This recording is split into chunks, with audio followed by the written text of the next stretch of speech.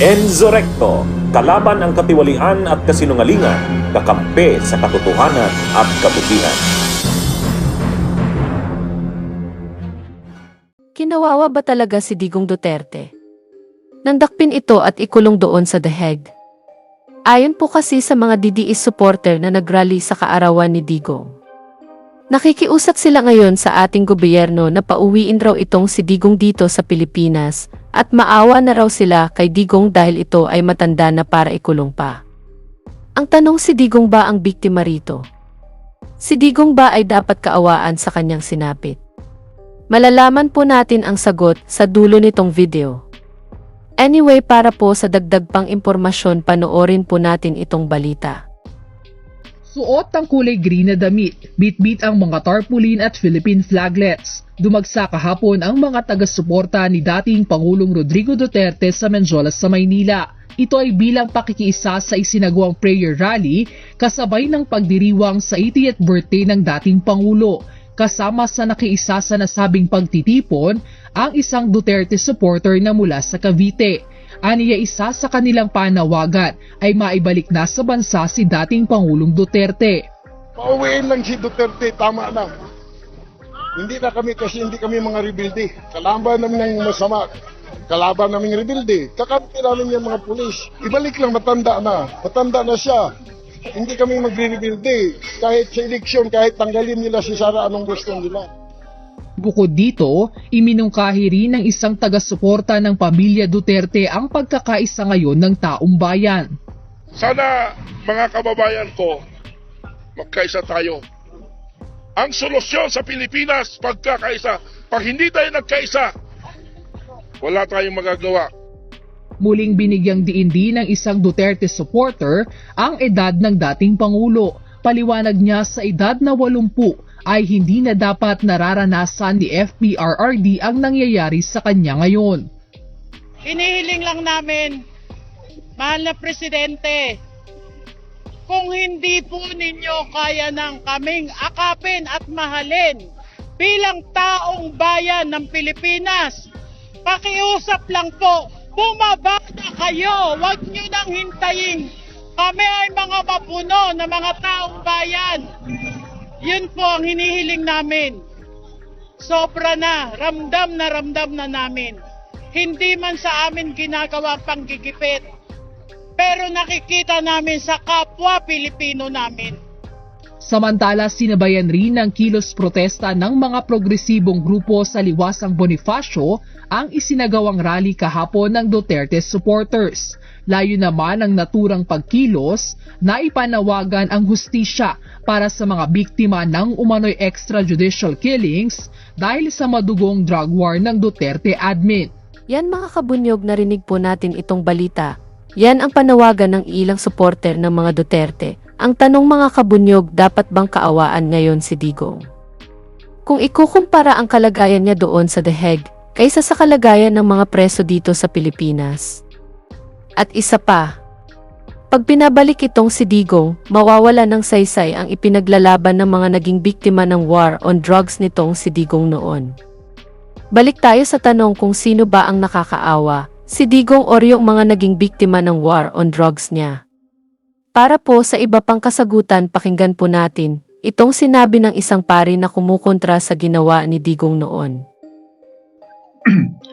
Alam mo, sa pagdinilay ko dito, madaming biktima sa totoo lang. Nakikinig din ako doon sa mga sumisigaw, sa mga rally. Una-una, hindi ko nakitang biktima si Duterte, no? Pero maraming biktima.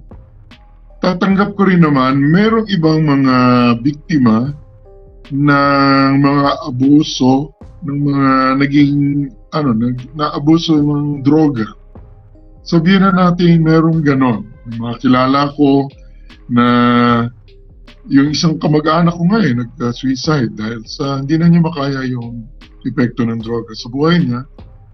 Meron din akong nakikita na mga kinakabahan, paglalakad sa kanto, kasi nga merong mga gulo dyan sa kanto.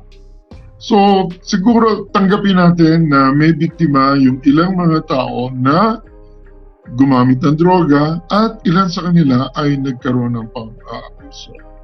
So, importante na i-acknowledge natin yun. Kilalanin natin.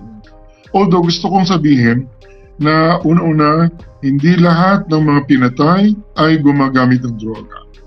Hindi lahat ng mga gumagamit ng droga ay nagiging kriminal. Hindi naman porke kriminal, pwede nang patayin. So, may pag-aabuso din sa pagtugon doon sa abuso ng abuso. Ang ginagawa naman ngayon ay pinapatay. So dito naman yun, dumadami ngayon ang biktima. Noong una, may biktima yung ilang abusado, pero ang naging tugon naman, mas dumami yung pinapatay, mas dumami yung nasasamantala dahil sa maling polisiya. Ngayon, kapag dumadami yung pinapatay, nadadagdagan din yung ibang biktima. Sino pa yon? Yung mga pumapatay. Kasi alam mo, biktima rin sila. Inuutusan lang sila. Pinipressure pa nga sila. Yung iba hindi naman sanay pumatay.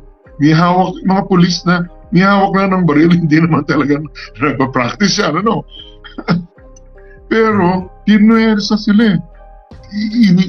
Itinulak sa ganon. Sa isang banda, biktima rin sila.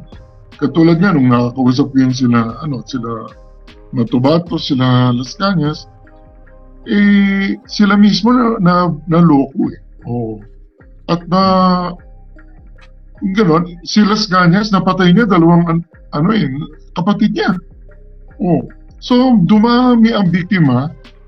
Ang problema dito, kung titignan mo, ito summarize ko lang, may biktima, yung sa pagpatay, yung extrajudicial killings, ang tanong, sino nag-uutos niyan? May biktima yung umaabuso sa droga, ang tanong, sino ang pasimuno ng mga sindikato? Ang problema, kapag ang dalawang daliri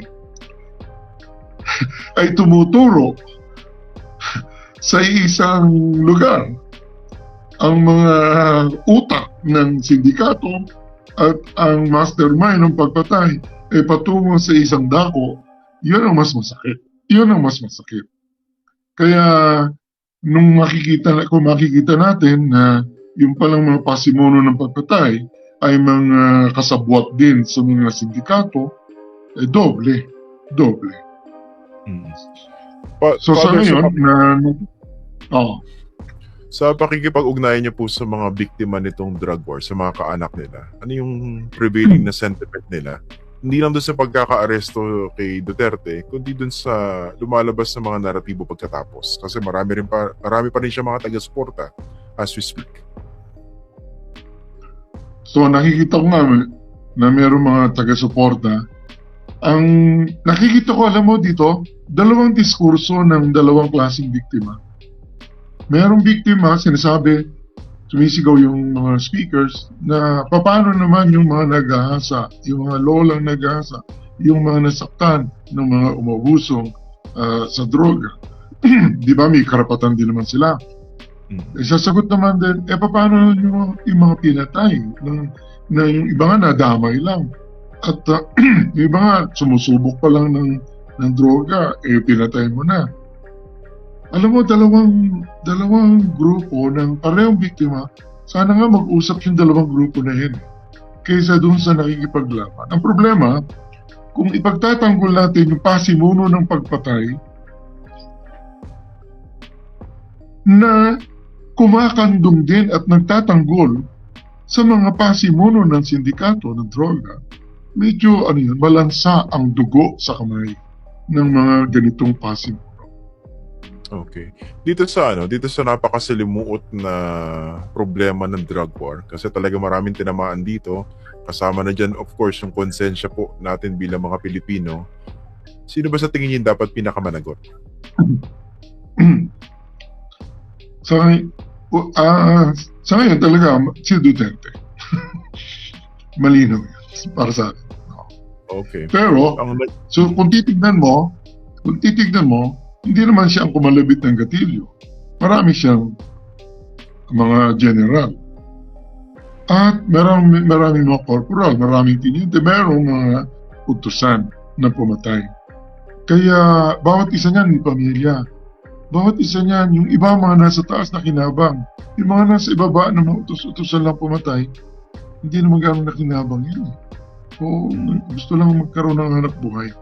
So merong pasimuno dito at yun yung inaasintan ng International Criminal Court.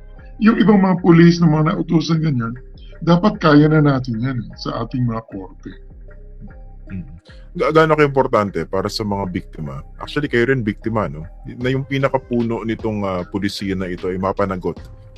Hindi sa Pilipinas dahil nasa ICC na siya. No? Gaano ka-importante sa inyong mga biktima po ito? Well, una-una, sinasama mo ako sa biktima. May kasama talaga kayo. Huwag na kayo mahiya. medyo may threat, merong demanda, sedition, mga ganyan. Pero sabi ko, kumpara sa iba, maswerte ako kasi pag meron kang death threat, ibig sabihin hindi ka papatay eh. Yung iba wala nang threat eh. Wala nang warning, patay na kaagad. Oo. Eh ngayon, doon sa pagkahuli kay Duterte, alam mo, swerte rin siya. Swerte rin siya. Dahil itong International Criminal Court, masinop. Katunayan, ilang taon yan nag-research. Ingat na ingat yan bago mag-akusa. Hindi katulad nung ginawa nila doon sa mga biktima ng pagpatay. Nailista ka lang sa listahan ng barangay, patay ka na agad. Swerte si Duterte. Dahil meron siyang mga intelligence officers. Sinasabihan siya, merong darating na warrant of arrest. Meron siyang mga abogado. Tapos sinundo pa siya, inilipad siya sa aeroplano, hindi siya basta inambush. Tapos ngayon, inaalagaan siya doon, may doktor doon, maganda yung lugar. Swerte. Dahil, at saka may pangako na hindi ito luto Macau. Na may pangako na lahat ng aspeto didinggin. At may karapatan ng akusado na magkaroon ng abogado.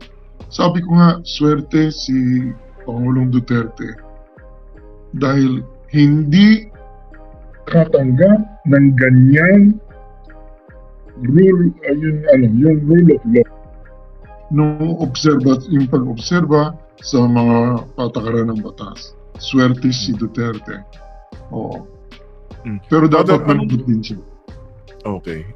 Siyempre, importante po rito yung accountability, no? Pero marami sa mga kababayan natin, at least anecdotally, nakakaramdam ng awa pag nakikita yung imahe ni Duterte na mahina, matanda, tapos mabagal maglakad, tapos yung first appearance niya sa ICC, parang halos di makapagsalita. Ano ba yung dapat tugon dito? Kayo, kung makakausap niyo itong mga naaawa, paano ba dapat na mensahe dito? Ako, naaawa rin ako kay Duterte sa totoo lang. Kasi, bakit niya ginagawa ito eh? Na nakakaawa, na dumating siya sa punto na ganito, sayang nga eh, na tumanda siya, binigyan siya ng pagkakataong maglingkod sa bansa natin, sa maayos na paraan, binigyan siya ng pagkakataong maging tatay. Pero, may ilang anak, tatay siya ng bansa, pero yung ibang anak niya pinatay niya. Di ba? Para lang tumino. Unang-una, kung gusto mong tumino yung nalululong sa bisyo, papatayin mo, hindi na siya titino.